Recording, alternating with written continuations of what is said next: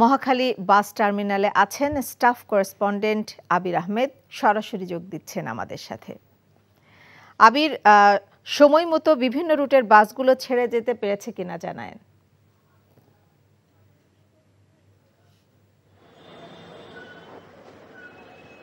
সকাল থেকেই ঈদে বাড়ি ফেরা মানুষগুলো কিন্তু যে যেভাবে পারছেন ছুটছেন বাড়ির দিকে।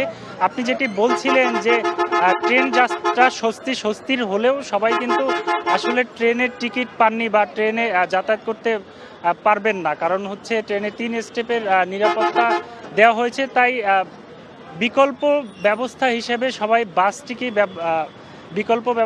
বাসই করছেন যাত্রীরা। এখন জন্ম সনদ দিয়ে খোলো বিকাশ স্টুডেন্ট অ্যাকাউন্ট, নিজের বিকাশ নিজে কর।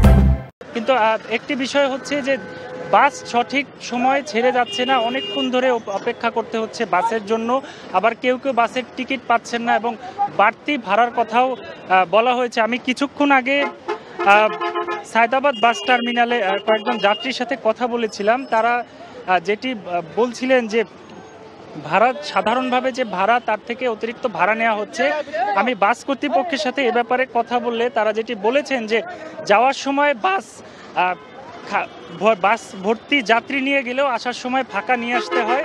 এই জন্য ভাড়া সমন্বয় করার জন্য আসলে তারা কিছুটা ভাড়া বাড়তি নেন। আমি এইমাত্র এখন আছি এখানে কিন্তু দেখা যাচ্ছে যে প্রচুর মানুষ এখনও এখানে টিকিটের জন্য দাঁড়িয়ে আছেন, যে তারা বাড়ি ফেরার জন্য।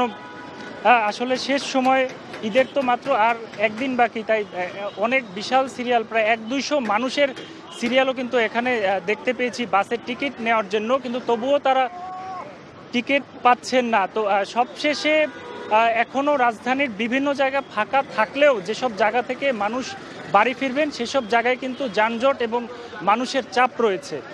এবং তারা এত সময়ের পরও এখন জন্ম সনদ দিয়ে খোলো বিকাশ স্টুডেন্ট অ্যাকাউন্ট, নিজের বিকাশ নিজে কর।